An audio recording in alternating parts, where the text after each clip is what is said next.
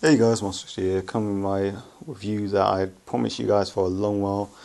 It's the scariest film I've seen in my fucking life, and I'm of course talking about Insidious. I'm doing this as a prelude to my Insidious 2 review, which should be coming up over the weekend sometime. It depends on when I fucking see the film. So yeah. Anywho, so first of all, let's get into the storyline of Insidious. Now, a lot of people didn't like the second half of the storyline, first of all. A lot of people think the first half is good, tense, scary, all that good shit.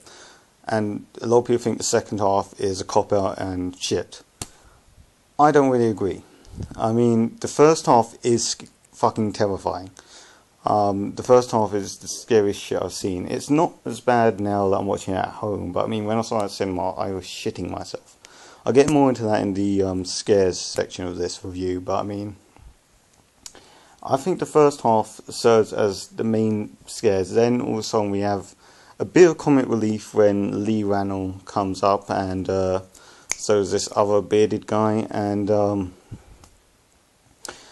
there's a bit of comic relief there. Then we go straight back into the scares. Then we get a bit of more intense scenes than scary, I would say. A lot of people think it's a cop-out and not scary at all. I still feel a bit tense whilst watching it. But, yeah, so storyline-wise, it's pretty well done for the film it is. It's actually... The storyline is enjoyable on its own, even if the film doesn't scare you, let me put it that way. Unlike films such as Paranormal Activity, for instance, or... well, that's the main one. It's unlike Paranormal Activity, you can still watch this film and have a good time with it, even if it doesn't scare you. Although Paranormal Activity 3 can also be considered that way, but I'm getting a bit off topic here. So overall storyline wise, I'll probably give the film about an 8.5. The characters, now a lot of people like the characters, a lot of people didn't like the characters. I'm more in the vein of liking the characters. I thought they were really well done, really believable, and here's the main main problem I have with films like this, in particular Paranormal Activity. They cover the whole leaving a house thing and how possible that is and how much of a solution that may be. They cover that, and it really annoys me in these sort of films when they just don't suggest, why don't we leave the house, you know? I mean, it's the main thing I think of when I'm watching these sort of films. You cover that, I'm with you, and after that, your guess of what to do is as good as mine, because so long as you cover the idea of actually leaving the fucking house, which may help, I'm with you. So I liked that they covered that. So characters, I would probably say, are also an 8. Or an 8.5. Yeah, characters are definitely an 8, I'd say. The acting I really liked. A lot of people felt that... I've read a lot of reviews that said the acting was very wooden and not believable, but I found them pretty damn believable. This proved that Rose Byrne can actually act in horror films. I know she was in 28 Weeks Later, but in that I didn't really find her that believable. And Patrick Wilson, I believe this is his first film I've seen him in. I was impressed by his acting in this. He's even better in Conjuring, but yeah, he's a decent actor in this. Lee Ranell, he's improved since Saw, I guess. And what else was he in? I think that was it. No, he's in Saw 3, but hardly at all. And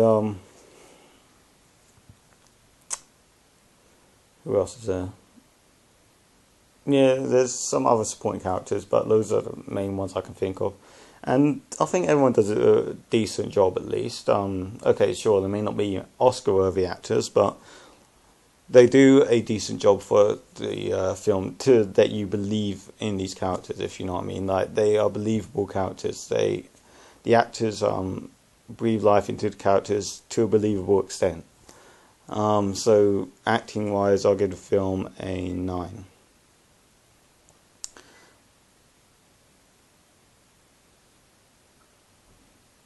Just call.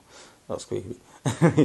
So, scare factor of this film, I have to give it a 10, because when I saw it in cinema, right, I was shitting myself the whole fucking way through, on the edge of my seat, and I was terrified. Okay, terrified. And it done what horror films do not do for me. When I got home for the first few days, I was shitting myself still. I would see reflections of that fucking Darth Maul looking demon in mirrors and everything, and I'd be shitting myself for the first 2 days. That does not happen when I'm watching horror films, and purely for that reason I have to give it 10. Sure, when I'm watching at home it is no longer scary. I don't find it scary at all anymore. But purely because of the effect it had on me when I saw it at the cinema, I have to give the scares in this a 10. It's the scariest film I've ever fucking watched. Yeah, so overall, I would say definitely check it out. Even if you aren't really into the scary type of horror films, you know, if you're more into the fun types of horror films, still give this one a go because it's got a decent storyline. And I am much more into the extreme horror films, the torture horror films, the just fun gore horror films, those sort of ones. But I still do enjoy Insidious and a few others, but I'm not getting into that now. So yeah, highly recommended Insidious to both casual horror viewers who like this type of horror film, and also horror fans that like you know, the really well-known horror types of horror films like slashers and films like that. So highly recommended to everyone, basically. And yeah, so that's my review for Insidious. Surprisingly long review, sorry about that. So yeah, I hope to get my review for Insidious 2 done up next Saturday, Sunday, Friday. I don't fucking know at the moment, but yeah, Atmo's been getting pretty bad reviews, which is it's kind of unnerving, but I don't know, hopefully it'll be good. Anyways, so that's Master 50 signing out.